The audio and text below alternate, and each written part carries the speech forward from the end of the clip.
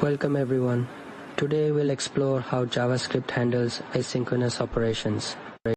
Understanding the event loop is crucial for writing efficient, non-blocking JavaScript code. Let me show you an async function.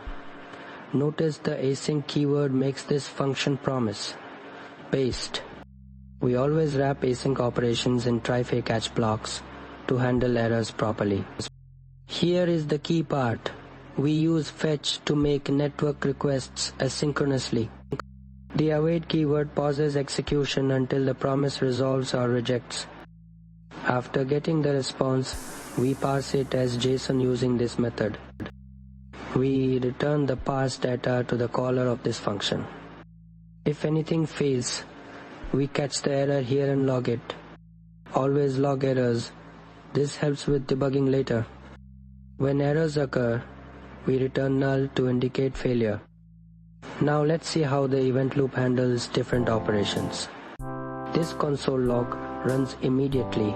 It is synchronous code. Even with zero delay, setTimeout moves to the callback queue. Here is the key. Promises go to the Microtask queue first. Notice how the promise callback runs before the timeout callback. This runs immediately after the synchronous code completes.